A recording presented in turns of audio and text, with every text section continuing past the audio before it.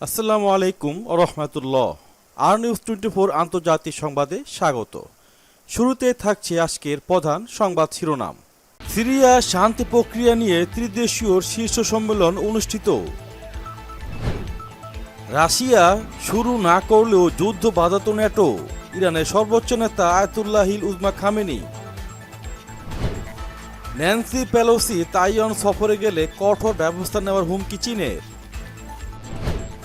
রাশিয়াকে কখনো Bayraktar TB2 drone দেবে না তুরস্ক। কুয়েতের নতুন প্রধানমন্ত্রী শেখ সাবা আল সালেম।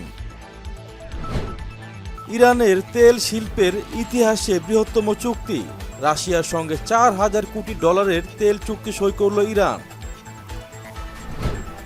রনিল বিক্রমাসিংহেই শ্রীলঙ্কার নির্বাচিত প্রেসিডেন্ট। গ্যাস সরবরাহ শুরু করেছে রাশিয়া, ইউরোপ জুড়ে স্বস্তি। উইঘুরদের নিয়ে জাতিসংঘের প্রতিবেদন ধামাচাপা দিতে চীনের অনুরোধ। পরিচয় লুকিয়ে মক্কায় ইহুদিবাদী সাংবাদিক। এবং সবচেয়ে থাকছে, নূপুর শর্মাকে 10 আগস্ট পর্যন্ত গ্রেপ্তার নয় ভারতীয় সুপ্রিম কোর্ট। এতক্ষণ শুনছিলেন শিরোনাম, এবারে চলে যাচ্ছি পুরো সংবাদে।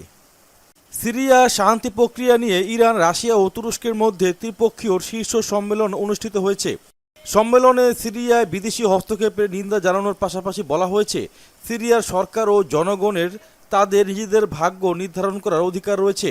সিরিয়া সংকট নিরসনের লক্ষ্যে 2017 সালে ইরান, রাশিয়া ও তুরস্কের উদ্যোগে যে আস্তানা শান্তি প্রক্রিয়া শুরু হয়েছিল, প্রকৃতপক্ষে মঙ্গলবারের বৈঠক ছিল তার 7ম শীর্ষ সম্মেলন।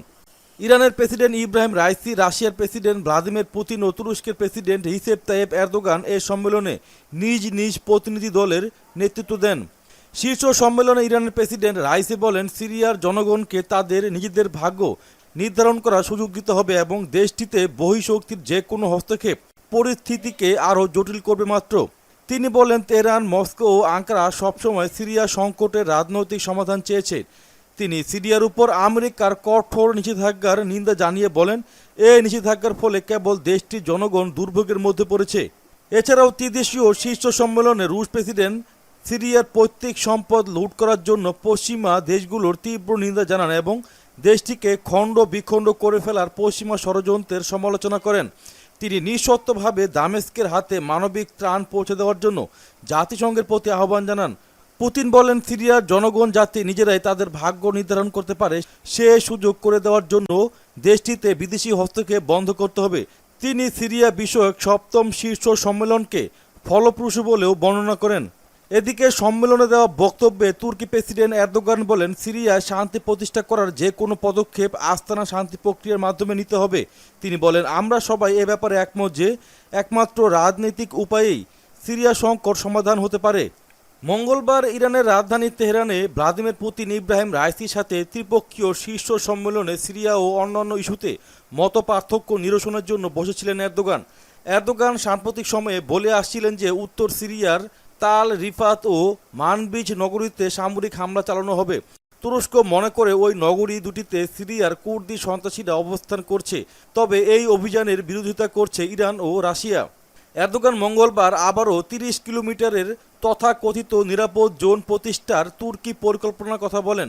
এর আগে ইরানের সর্বোচ্চ নেতা আয়াতুল্লাহিল উজমা খামেনি এ ধরনের অভিযান চালানোর বিরুদ্ধে তুরস্ককে হুঁশিয়ার করে দেন। নতুন তুর্কি অভিযানের ব্যাপারে ইতিপূর্বেই ক্রেমলিনও আপত্তি উত্থাপন করেছিল। বৈঠকে উত্তর সিরিয়ায় সামরিক অভিযানে দুই দেশের সাহায্য চেয়েছেন তুর্কি প্রেসিডেন্ট। তিনি যে উত্তর সিরিয়ায় কুর্দিদের বিরুদ্ধে সামরিক অভিযানের কথা ভাবছেন, শীর্ষ বৈঠকে সেই কথা জানালেন তুরস্কের প্রেসিডেন্ট রিসেপ তাইয়েপ এরদোয়ান। তিনি রাশিয়ার প্রেসিডেন্ট ভ্লাদিমির পুতিন এবং ইরানের প্রেসিডেন্ট ইব্রাহিম রাইসির কাছ থেকে এ বিষয়ে সাহায্য চেয়েছেন। একই সঙ্গে জানিয়ে দিয়েছেন, তুরস্ক একাই ওই সন্ত্রাসীদের মোকাবেলা করার সক্ষমতা রাখে। এরদোয়ান অবশ্য সম্প্রতি বেশ কয়েকবার এই অভিযানের কথা বলেছেন। এরদোয়ানের দাবি, ওয়াইপিজি হলো সন্ত্রাসী সংগঠন, তারা কুর্দিস্তান ওয়ার্কার্স পার্টি পিকেকের সঙ্গে যুক্ত। 1984 সাল থেকে পিকেকে তুরস্কের বিরুদ্ধে লড়াই চালিয়ে যাচ্ছে। তুরস্কের অভিযোগ, পিকেকের সঙ্গে হাত মিলিয়ে ওয়াইপিজি সিরিয়ায় তুরস্কের সেনার উপর হামলা করছে। ইরানের সর্বোচ্চ ধর্মীয় নেতা আয়াতুল্লাহ আলী খামেনি বলেছেন, রুশ প্রেসিডেন্ট ভ্লাদিমির পুতিন যদি ইউক্রেনে যুদ্ধ শুরু নাও করতেন, ন্যাটোই আস্তে আস্তে যুদ্ধ শুরু করে দিত। এক প্রতিবেদনে তথ্য জানিয়েছে আল জাজিরা। প্রতিবেদনে বলা হয়, মঙ্গলবার পুতিনের সঙ্গে এক বৈঠকে এসব কথা বলেছেন আয়াতুল্লাহ আলী খামেনি। ইরানের রাজধানী তেহরানে পুতিনের সঙ্গে খামেনির বৈঠক হয়।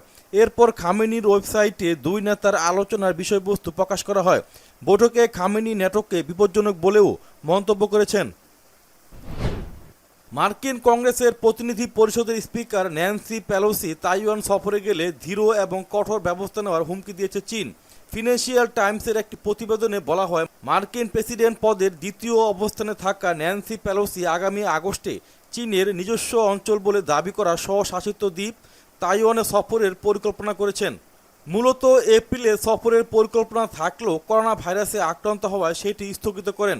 25 বছর আগে স্পিকার হিসেবে নিউট গিংরিচ তাইওয়ান সফরের পর পেলোসি হবেন সেখানে সফরকারী সর্বোচ্চ পর্যায়ের আমেরিকান আইন প্রণেতা। এদিকে প্রয়োজনে শক্তি প্রয়োগ করে তাইওয়ানকে সংযুক্ত করতে প্রতিজ্ঞাবদ্ধ চীন।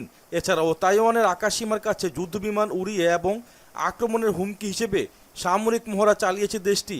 এই পদক্ষেপগুলো প্রমাণ করে দ্বীপের আনুষ্ঠানিক স্বাধীনতার সমর্থকদের এবং বিদেশি মিত্রদের, বিশেষ করে মার্কিন যুক্তরাষ্ট্রকে সফরে বাধা দিতে এমনটাই করা হচ্ছে। বায়রাক্তার TB2 ড্রোন কখনো রাশিয়াকে সরবরাহ করবেন না বলে সাফ জানিয়ে দিয়েছেন প্রতিষ্ঠানটির প্রধান নির্বাহী কর্মকর্তা হালুক বায়রাক্তার।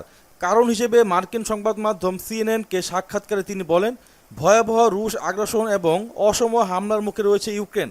রাশিয়ার সামরিক অভিযান প্রতিহতে বেশ ভালোভাবেই তুরস্কে নির্মিত ড্রোন বায়রাক্তার TB2 কাজে দিচ্ছে ইউক্রেনের। তুরস্ক থেকে কেনা বেশ কয়েকটি আধুনিক ড্রোন দিয়ে রুশ সামরিক বহরে হামলার প্রমাণও রেখেছে, যা ইউক্রেন রাশিয়া যুদ্ধের ফ্যাক্টর হয়ে উঠেছে। তবে সম্প্রতি অভিযোগ উঠেছে এই ড্রোন এখন রাশিয়াকে সরবরাহ করছে তুরস্কের উৎপাদনকারী প্রতিষ্ঠান বায়রাক্তার। যদিও CNN-এ সাক্ষাৎকারে অস্বীকার করেছেন প্রতিষ্ঠানটির CEO Haluk Bayraktar. Sheikh Mohammad Sabah Al Salem Al সাবাহকে কুয়েতের নতুন প্রধানমন্ত্রী হিসেবে নিযুক্ত করা হয়েছে। স্থানীয় সময় মঙ্গলবার দুপুরে এই বিষয়ে একটি ডিক্রি জারি করা হয়েছে। সেই সঙ্গে শেখ মোহাম্মদ আল সাবাহকে নতুন সরকারের সদস্য মনোনীত করারও নির্দেশ দেওয়া হয়েছে। শেখ সাবাহ আল খালিদ প্রধানমন্ত্রীর পদ থেকে পদত্যাগ করার পর থেকে প্রায় 3 মাস ধরে দেশটির প্রধানমন্ত্রীর পদ শূন্য ছিল। রাশিয়ার প্রেসিডেন্ট ভ্লাদিমির পুতিনের তেহরান সফরের একই সময়ে ইরানের তেল মন্ত্রণালয় ঘোষণা করেছে, রাশিয়ার সঙ্গে দেশটির তেল শিল্পের ইতিহাসে সবচেয়ে বড় বিদেশি বিনিয়োগের চুক্তি স্বাক্ষরিত হয়েছে। ইরানের তেল ও জ্বালানি মন্ত্রণালয়ের নিজস্ব বার্তা সংস্থা সানা জানিয়েছে, ইরানের জাতীয় তেল কোম্পানি ও রাশিয়ার জ্বালানি প্রতিষ্ঠান গ্যাসপ্রমের মধ্যে প্রায় 40 বিলিয়ন 4,000 কোটি ডলারের কৌশলগত সহযোগিতা চুক্তি স্বাক্ষরিত হয়েছে। চুক্তিটি ভার্চুয়ালি সই হয়েছে বলেও জানিয়েছে সানা। সিরিয়া বিষয়ক আস্তানা শীর্ষক সম্মেলনে যোগ দিতে পুতিন মঙ্গলবার তেহরান সফরে আসেন এবং এই সম্মেলনে যোগ দেওয়া ছাড়াও তিনি ইরানের প্রেসিডেন্ট ও সর্বোচ্চ নেতার সঙ্গে আলাদা দ্বিপক্ষীয় বৈঠকে মিলিত হন। শ্রীলঙ্কার পার্লামেন্টের ভোটাভুটিতে নতুন প্রেসিডেন্ট হিসেবে নির্বাচিত হয়েছেন ভারপ্রাপ্ত প্রেসিডেন্ট ও প্রধানমন্ত্রী রনিল বিক্রমাসিংহে। উপস্থিত সংসদ সদস্যদের মধ্যে যে 219 জন ভোট দিয়েছেন তাদের মধ্যে বিক্রমসিংহে 134টি পেয়ে বিজয়ী হয়েছে। বুধবার স্থানীয় সময় সকাল 10টায় পার্লামেন্টে আনুষ্ঠানিক ভোট গ্রহণ শুরু হয়। 225 আসনের পার্লামেন্টে ভোটাভুটির সময় একজন সংসদ সদস্য অনুপস্থিত ছিলেন, আরেকজন পার্লামেন্ট উপস্থিত থেকেও ভোটদান থেকে বিরত ছিলেন। এদিকে রনিল বিক্রমাসিংহে প্রেসিডেন্ট নির্বাচিত হবার পর তার এই জয় মেনে নিতে পারেননি দুর্নীতিমুক্ত সরকার গঠনের দাবিতে মাসের পর মাস আন্দোলন করে আসা বিক্ষোভকারীরা। ফলে বিক্রমাসিংহের জয়ের মধ্য দিয়ে শ্রীলঙ্কায় নতুন করে অস্থিরতা সৃষ্টি হতে পারে বলে শঙ্কা অনেকের। রাশিয়া থেকে জার্মানিতে গ্যাস সরবরাহের সবচেয়ে বড় পাইপলাইন নর্থ স্ট্রিম 1 এর মাধ্যমে গ্যাস সরবরাহ শুরু হয়েছে। নির্ধারিত রক্ষণাবেক্ষণ শেষে গতকাল গ্যাস সরবরাহ পুনরায় শুরু হয়। এ খবরে ইউরোপ জুড়ে স্বস্তি দেখা দিয়েছে। ইউরোপের আশঙ্কা ছিল রক্ষণাবেক্ষণের নামে বন্ধ করা এই পাইপলাইন দিয়ে হয়তো রাশিয়া আর কখনোই গ্যাস সরবরাহ করবে না। এদিকে ইউরোপে গ্যাস সরবরাহ আরও কমানোর হুঁশিয়ারি দিয়েছে রুশ প্রেসিডেন্ট ভ্লাদিমির পুতিন। ইরানের রাজধানী তেহরানে সাংবাদিকদের সঙ্গে আলাপকালে এমন হুঁশিয়ারি দিয়েছেন তিনি। বুধবার এক প্রতিবেদনে খবর জানিয়েছে কাতার ভিত্তিক সংবাদ মাধ্যম আল জাজিরা। শিনজিয়াংয়ে উইঘুর মুসলমানদের উপর মানবাধিকার লঙ্ঘনের বিষয়ে বহুল প্রত্যাশিত প্রতিবেদন ধামাচাপা। জাতিসংঘের মানবাধিকার প্রধানকে অনুরোধ জানিয়েছে চীন। চিঠিটির বরাত দিয়ে বুধবার রয়টার্স এই তথ্য জানিয়েছে। জাতিসংঘের মানবাধিকার কমিশনের হাই কমিশনার মিশেল ব্যাচেলট চীনের প্রতি খুব নরম আচরণ প্রকাশ করায় নাগরিক সমাজের কঠোর সমালোচনার মুখোমুখি হয়েছিল। এরপরে তিনি জানিয়েছিলেন তিনি ব্যক্তিগত কারণে দ্বিতীয় মেয়াদে হাই কমিশনার পদে প্রার্থী হবেন না। তবে আগস্টে তার মেয়াদ পূর্ণ হওয়ার আগেই মিশেল শিনজিয়াং নিয়ে তদন্ত প্রতিবেদন প্রকাশে প্রতিশ্রুতি দিয়েছিলেন। অর্থনৈতিক সংকটের জন্য পশ্চিমা দেশগুলোর আরোপিত নিষেধাজ্ঞাকে দায়ী করেছে বেলারুশ। দেশটির অর্থ মন্ত্রণালয় বলছে পশ্চিমা নিষেধাজ্ঞা তাদের বৈদেশিক মুদ্রার লেনদেনের সক্ষমতাকে সীমাবদ্ধ করে ফেলেছে। ঋণ পরিশোধের সক্ষমতা সত্ত্বেও এই সীমাবদ্ধতা দেশকে ঋণ খেলাপি হওয়ার পথে ধাবিত করেছে। বুধবার এক প্রতিবেদনে খবর জানিয়েছে কাতার ভিত্তিক সংবাদ মাধ্যম আল জাজিরা। অমুসলিমদের জন্য প্রবেশে নিষেধাজ্ঞার বিষয়টি জানা সত্ত্বেও ইসরায়েলি এক ইহুদি সাংবাদিক মক্কা নগরী ও আরাফাতের পাহাড়গুলোতে ঘুরে বেরিয়েছেন।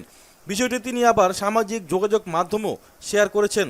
খবরে বলা হয় গিল তামারি নামের ওই ইসরায়েলি সাংবাদিক ভালোভাবেই অবগত ছিলেন মক্কা ইসলামের একটি পবিত্র শহর এবং অমুসলিমদের জন্য এতে প্রবেশের অনুমতি নেই। তারপরও তিনি গোপনে মক্কা নগরীতে প্রবেশ করেন এবং মাউন্ট আরাফাত পরিদর্শন করেন। এক ভিডিওতে তামারি উল্লেখ করেন, আমি প্রথম ইসরায়েলি সাংবাদিক যিনি এখান থেকে লাইভ সম্প্রচার করছেন, এমনকি হিব্রু ভাষাতেও সম্প্রচার করছেন। তামারির এই ভিডিও সামাজিক যোগাযোগ মাধ্যমে ব্যাপক বিতর্কের জন্ম দিয়েছে। ভারতীয় জনতা পার্টি বিজেপি সাময়িক বরখাস্ত জাতীয় মুখপাত্র নূপুর শর্মাকে আগামী 10 আগস্ট পর্যন্ত গ্রেপ্তার করা যাবে না মর্মে গতকাল নির্দেশ দিয়েছেন ভারতের সর্বোচ্চ আদালত। সুপ্রিম কোর্টের বিচারপতি সূর্যকান্ত ও জেবি পারিওয়ালার অবকাশকালীন বেঞ্চ এই নির্দেশ দিয়েছেন।